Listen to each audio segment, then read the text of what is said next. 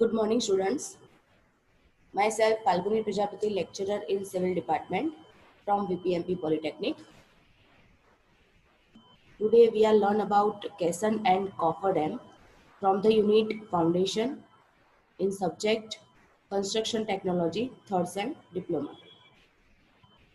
These are the objectives of this topic: to know about different types of Kesson and Coffer Dam, uses of Kesson, uses of Coffer Dam. First one is Kesson. The term caisson is derived from the French word caisse, meaning a box. It is a box-like structure, round or rectangular, which is sucked from the surface of either land or water to some desired depth. It is used for the purpose of placing a foundation in correct position underwater. કેસન શબ્દ એ French શબ્દ cache પરથી આવ્યો છે. Cache એટલે કે એક પેટી એટલે કે બોક્સ ટાઈપ સ્ટ્રક્ચર. એ રાઉન્ડ અથવા તો રેક્ટેન્ગ્યુલર હોઈ શકે છે. કેસન એવું સ્ટ્રક્ચર છે કે જે પાયાના ખોદકામ દરમિયાન પાણી અથવા તો કોઈ બીજા મટીરિયલને દૂર કરવા માટે પાણી કે જમીનમાં ઉતારવામાં આવે છે અને છેવટે તે જમીનના નીચે સ્ટ્રક્ચરનો કાયમી ભાગ બને છે. કેસન એ લાકડાનું, પોલાદનું કે રેનફોર્સ કોન્ક્રીટનું એક વોટર ટાઈપ સ્ટ્રક્ચર બનાવી શકાય છે કે જે નદીમાં પુલના પાયા, પિલર અથવા તો અબુટમેન્ટના ખોદકામ માટે અથવા કિનારાના રક્ષણ માટે, કોઈ ડોક્સ છે એના બાંધકામ માટે, દીવાદાંડીના બાંધકામ માટે વગેરેમાં વપરાય છે. કેસન ખોદકામની જગ્યાએ જ રહે છે અને છેવટે એ પરમનન્ટ સ્ટ્રક્ચર તરીકે કામ કરે છે. These are the types of caisson: box caisson, open caisson or well caisson, and third, pneumatic caisson. First, box caisson. Box caisson is a strong watertight vessel, open at top and closed at bottom. It is made of timber, reinforced concrete or steel. This caisson is built on land and then launched and floated to a pillar site where it is sucked in position. Such a type of caisson is used where bearing strata is available at shallow depth and where load are not very heavy. આ પ્રકારનું કેસન એ ઉપરથી open અને નીચેથી બંધ હોય છે. તે લાકડાનું અથવા તો રેન્ફોર્સમેન્ટ અથવા તો સ્ટીલનું બનાવી શકાય છે. આ ટાઈપનું કેસન જે છે એને જમીનની સપાટી પર સમતલમાં બનાવવામાં આવે છે. જો કેસનને પાઇલના ગ્રુપમાં ઉપર ટેકાવાનું હોય તો બધા જ પાઇલને એક સરખી ઊંચાઈએ સુધી બનાવી અને ટોપ ઉપર પાઇલ કેપ બનાવવામાં આવે છે. કેસનને આ પ્રકારના કેસનને કિનારે જમીન પર બનાવી અને પછી એને ક્યુરિંગ કરી અને પછી એને જે તે જગ્યાએ લઈ જવામાં આવે છે. This is the figure of box caisson. આ ટાઈપનું કેસન તમે જોઈ શકો છો પ્લાનની અંદર કે વચ્ચેથી એ ઓપન છે, ઉપરથી ઓપન રાખવામાં આવે છે અને વચ્ચે જે હોલ્સ મૂકેલા છે એની અંદર આપણે મટીરિયલ ભરી અને આપણી પાઇલ અથવા તો આપણું ફાઉન્ડેશન કન્સ્ટ્રક્ટ કરી શકીએ છીએ. આ ટાઈપનું સ્ટ્રક્ચર જે છે એને કિનારા ઉપર અને બહાર બનાવવામાં આવે છે અને પછી એને જે તે જગ્યાએ એને ઉતારવામાં આવે છે. આ ટાઈપનું કેસન જે છે એ જનરલી 6 થી 8 મીટરની પાણીની ઊંડાઈ હોય ત્યારે આ ઉપયોગમાં આવે છે. Open caisson or well caisson. An open caisson is a box of timber, reinforcement concrete, steel or masonry which is open at top and bottom. It is used for building and bridge foundation. Open caissons are also called as a well foundation. They are used on sandy or soft bearing strata, liable to shore, and when no fill bed is available for large depth below the surface, they form the most common type of deep foundation for bridge in India. Open caisson ને આપણે વેલ foundation પણ કહી શકીએ છીએ. તે ઉપરથી open હોય છે અને નીચેથી પણ ઓપન હોય છે. તે લાકડાનું, સ્ટીલનું અથવા તો રેન્ફોર્સમેન્ટ કોન્ક્રીટનું બનાવી શકાય છે. આવા કેસરને પુલો અને બિલ્ડિંગો એટલે કે બ્રિજીસ અને બિલ્ડિંગના પાયા તરીકે વપરાય છે. શેપ્સ ઓફ વેલ્સ, ઓપન કેસરના અલગ અલગ પ્રકાર હોય છે, અલગ અલગ શેપમાં એને બનાવી શકાય છે. Like single circular, rectangular, twin circular, dumbbell, double D, twin hexagonal, twin octagonal. ફિગરમાં આપણે જોઈ શકીએ છીએ અલગ અલગ શેપના તમે એને બનાવી શકો છો. Pneumatic caisson. A pneumatic caisson is open at bottom and closed at top. This is useful at locations where it is not possible to adopt valves.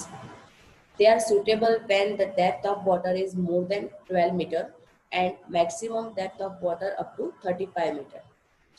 The essential feature of a pneumatic caisson is that compressed air is used to remove water from the working chamber at the bottom, and the foundation work is carried out in dry condition.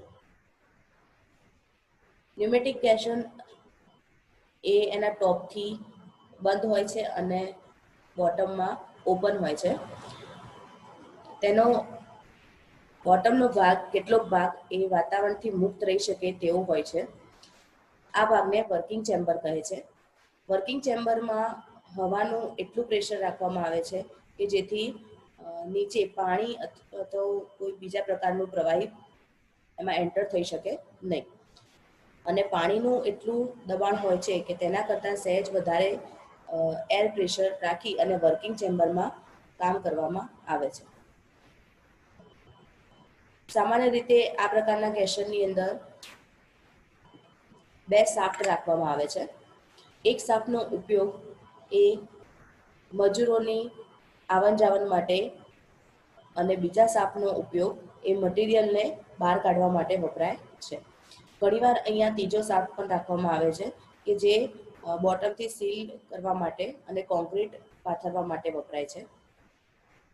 દરેક શાફ્ટની અંદર ટોપની અંદર airlock પદ્ધતિ રાખવામાં આવે છે કે દરેક એરલોકમાં બે દરવાજા હોય છે.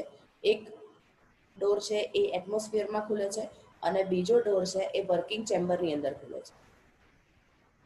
જ્યારે કારીગર એટલે કે લેબર બહારથી એરલોકમાં એન્ટર થાય છે તો એરલોકમાં એર પ્રેશર અને એટમોસ્ફિયર પ્રેશર બંને એક સરખું રાખવામાં આવે છે અને એટમોસ્ફિયર પ્રેશરનો ડોર બંધ કરી એરલોકની અંદર પ્રેશર ધીરે ધીરે વધારવામાં આવે છે.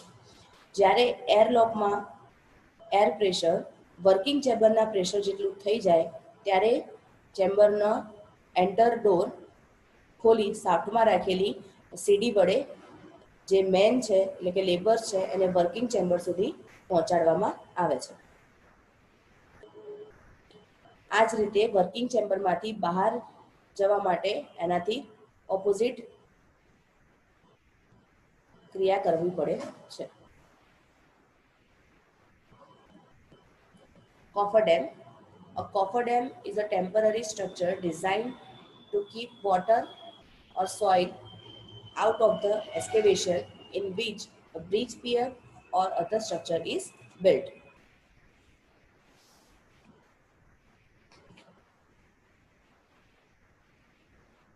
નદી કિનારે અથવા તો દરિયા કિનારે વધુ ઊંડાઈ સુધી કોઈ ખોદકામ કરવું છે અથવા તો બાંધકામ કરવું છે તો બાંધકામ વિસ્તારની માટી અથવા તો પાણી એ આપણા પાયાને અસર ના કરે તેના માટે એક ટેમ્પરરી સ્ટ્રક્ચર બનાવવામાં આવે છે કે જેને કોફરડેમ કહેવાય છે.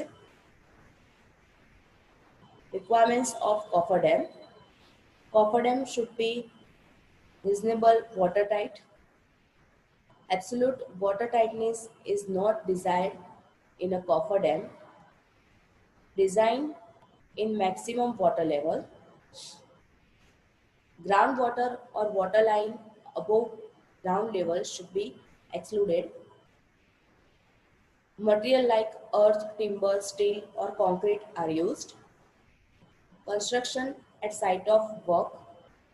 It depends on depth of cofferdam, soil condition, difference in water level and availability of material.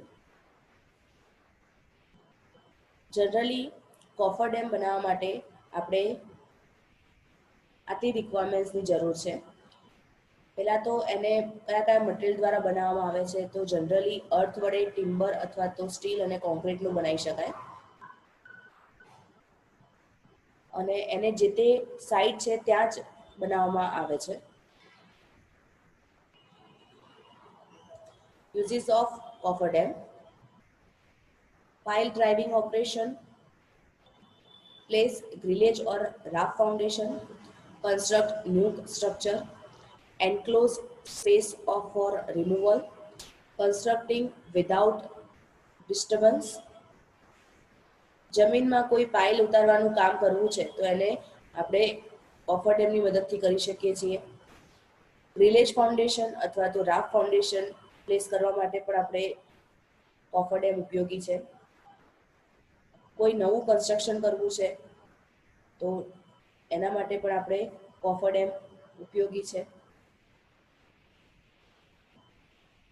કોઈ પણ ડિસ્ટર્બન્સ વગર આપણે કોફર ડેમની મદદથી આપણું કામ કરી શકીએ છીએ. Factors for choice of types of coffer dam: area to be protected by a coffer dam, depth of water, possibility of overtopping, nature of velocity of flow, availability of material at site of work, and easy transportation. Coffer dam વિવિધ પ્રકારના બનાવી શકાય છે, પરંતુ કઈ જગ્યાએ કેવા પ્રકારનો કોફર ડેમ બનાવવો તે આ બાબત ઉપર આધાર રાખે છે. જેમ કે એનો એરિયા કેટલો છે, નાનો વિસ્તારમાં અને મોટા વિસ્તારમાં અલગ અલગ કોફર ડેમ બનાવી શકાય.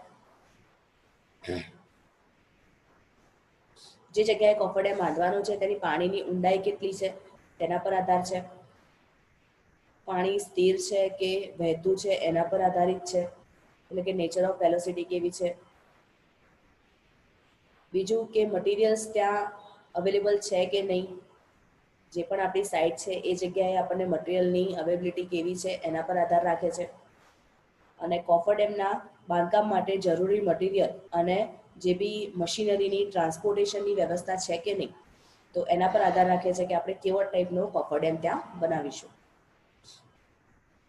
These are the types of coffer dam: earthfill coffer dam, rockfill coffer dam, sandbag coffer dam, single wall coffer dam, double wall coffer dam, cellular coffer dam, rockfill creep coffer dam, and concrete coffer dam. આટલા પ્રકારના coffer dams છે કે જેને આપણે અલગ અલગ site પ્રમાણે અથવા તો અલગ અલગ વિસ્તાર પ્રમાણે આપણે એને બનાવી શકીએ છીએ. જેવી જરૂરિયાત છે એવો કોફર ડેમ આપણે જે તે સાઇટ પર બનાવી શકીએ છીએ. Thank you all.